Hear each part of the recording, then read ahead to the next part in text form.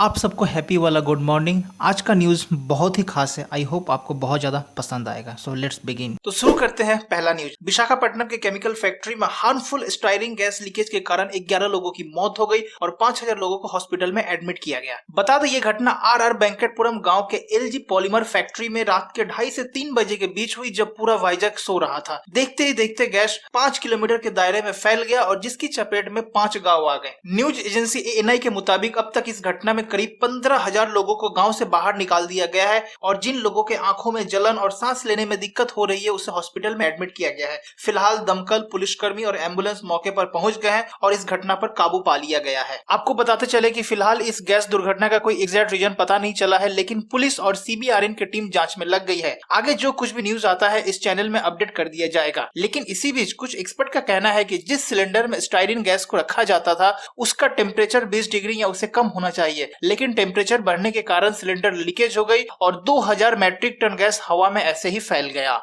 अगली न्यूज आ रही है सीधे मुंबई से। जी हां, मुंबई के सियोन हॉस्पिटल में कोरोना के मरीजों को बॉडी बैग में लिपटी लाशों के बीच में रखा जा रहा है। बुधवार को बीजेपी के विधायक नीतीश राणे ने इस वीडियो को ट्वीट किया, जिसमें साफ दिख रहा है कि कोरोना के मरीज मजबूरी में ही सही लेकिन इन लाशों को देखने के आदी हो चुके हैं। तो इस वीडियो को देखने के बाद आप ये अंदाजा लगा सकते हैं कि भारत में हॉस्पिटल की क्या दुर्दशा है। इसलिए मैं आपसे रिक्वेस्ट कर रहा हूँ कि प्लीज आप अपने घर में रहिए और सिर्फ जरूरतमंद कामों के लिए ही घर से बाहर निकलिए।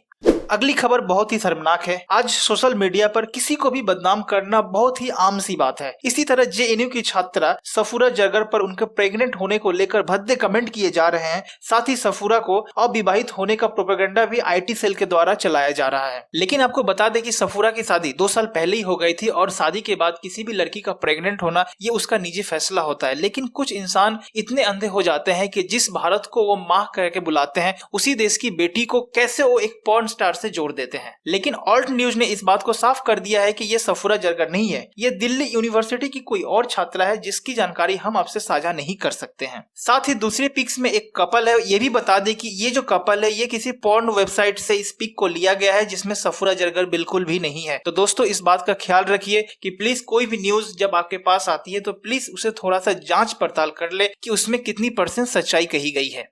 अगली खबर कुछ चिंताजनक है। कोरोना वायरस पर एम्स के डायरेक्टर का आया बयान। कहा अगले 2 महीने तक तेजी से बढ़ सकता है कोरोना का मामला। जी हां, एम्स के डायरेक्टर रणदीप गुलेरिया ने सरकार को आगाह किया है कि जून जुलाई के महीने में कोविड-19 पीक पर होगा, इसलिए सरकार को अपनी कोरोना टेस्टिंग बढ़ानी होगी, कोविड हेल्थ सेंटर खोलने होंगे और जो हॉटस्पॉट है उनको सख्ती से बरकरार रखना होगा। साथ ही उन्होंने आम जनता के सहयोग करने की अपील की और कहा है कि कोरोना के खिलाफ लड़ाई लंबे समय तक चलेगी, इसलिए हम सबको अपना लाइफस्टाइल चेंज करना होगा, mall, shopping and movie theatre में मास्क अपनाना होगा और सोशल डिस्टेंस पालन करना होगा।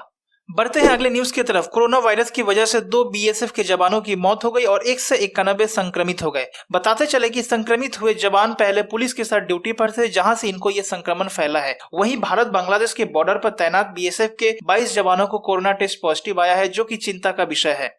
बढ़ते हैं अपने अगली खबर की ओर। अर्नब गोस्वामी के बाद अमीश देवगन को जेल का रास्ता देखना पड़ सकता है। जी हां, न्यूज 18 के एंकर अमीश देवगन ने 1 मई 2020 को एक फर्जी खबर टेलीकास्ट किया था, जिसमें कुर्ला मस्जिद में नमाज अदा करने वाले मुसलमानों को लेकर झूठी खबर चलाया गया था। जिसमें कुर्ला मस्जिद में नमाज अदा करने वाले मुसलमानों को लेकर झूठी खबर फैलाई गई थी। लेकिन ऑल्ट न्यूज के पड़ताल के बाद यह प्रूव हो जाता है कि मस्जिद में कोई नमाज नहीं पढ़ी गई थी और उसके अगल बगल कोई भीड़ भी इकट्ठा नहीं हुई थी। और इसी प्रूफ के सहारे कुर्ला मस्जिद के स्थानीय लोगों ने अमीश देवगन के ऊपर एफआईआर लॉन्च कर दिया है। तो दोस्तों ऐसे जो न्यूज एंकर होते हैं या रिपोर्टर होते हैं उसके बारे में आपके क्या ख्यालात हैं, प्लीज हमें कमेंट करके बताएं। तो आज हमने 2 फेक न्यूज की पड़ताल कर आपके सामने पेश की। अगर आपको ये फेक न्यूज पसंद आता है और इसे आप डिटेल्स में देखना चाहते हैं तो प्लीज नीचे कमेंट करें, ताकि द एनालाइजर उस पर अलग से एक वीडियो बना सके रोजाना। जब हम इस वीडियो को शूट कर रहे थे तब विशाखापट्टनम के बाद छत्तीसगढ़ के पेपर मिल में भी गैस लीक होने की वजह से 7 मजदूर आग में झुलस गए। यह घटना छत्तीसगढ़ के रायगंज जिले में शक्ति पेपर्स मिल में घटी। बताया जा रहा है कि क्लोरीन पाइपलाइन फटने की वजह से यह हादसा हुआ, जिसके बाद सभी घायल मजदूरों को संजीवनी नर्सिंग होम में एडमिट किया गया है।